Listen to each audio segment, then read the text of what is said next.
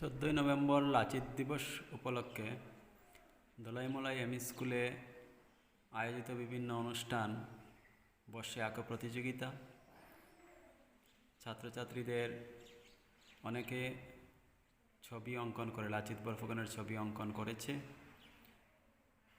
এখানে দেখতে পাচ্ছি স্কুলের ছাত্রছাত্রীরা লাচিত বরফুকনের ছবি অঙ্কনে ব্যস্ত।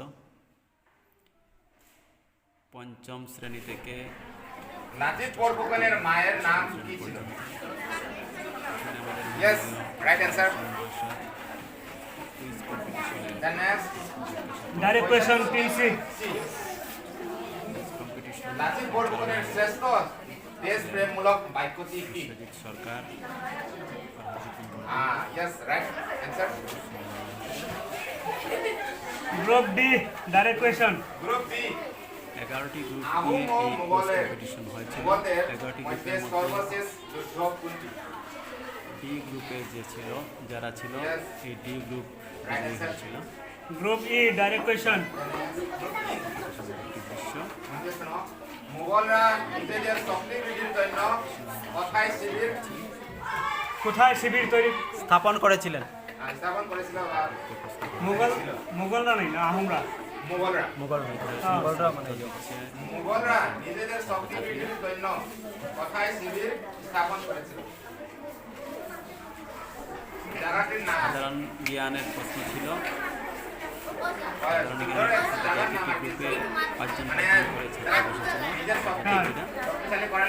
একটা জায়গায় যারা শিবির মানে ক্যাম্প স্থাপন করছিল।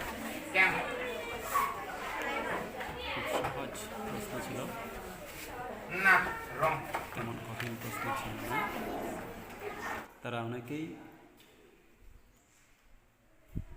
সঠিক উত্তর দিতে সক্ষম হয়েছিল।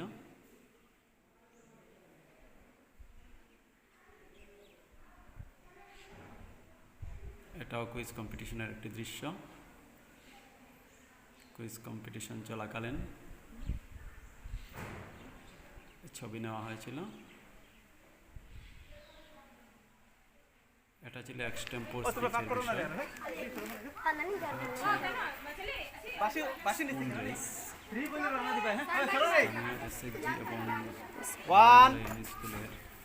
ব্যবস্থাপনায় বিভিন্ন খেলাধুলা অনুষ্ঠিত হয়েছিল। তার মধ্যে ছিল একটি প্রতিযোগিতা ছিল চামচ দৌড়। চামচ নিয়ে চামচের মার্বেল রেখে যেতে হবে।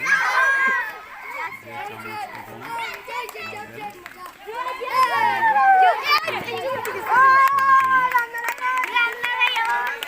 এবং দূষিত হবে।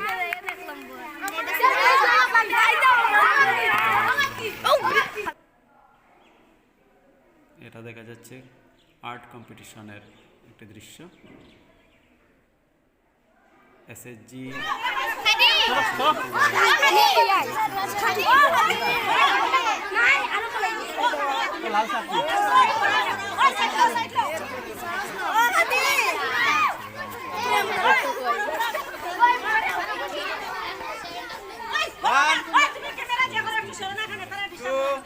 না তো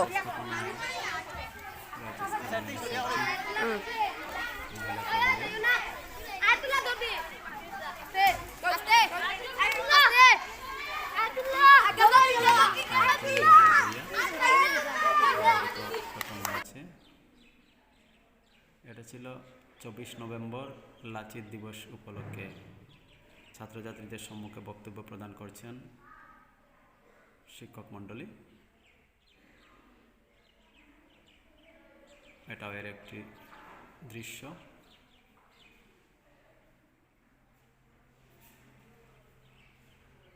তারপর অনুষ্ঠান শেষে পুরস্কার বিতরণী অনুষ্ঠানে কচিকাচাদের হাতে পুরস্কার তুলে দিচ্ছেন বিদ্যালয়ের শিক্ষক শিক্ষিকারা।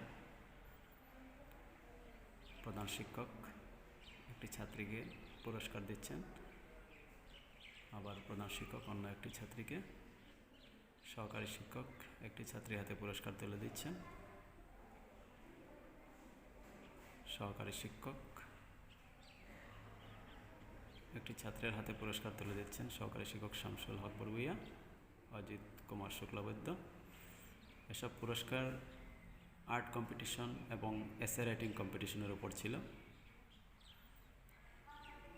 চন্দ্রিকা দাস, ফরহাজউদ্দিন বড়ভূইয়া পুরস্কার তুলে দিচ্ছেন এক এক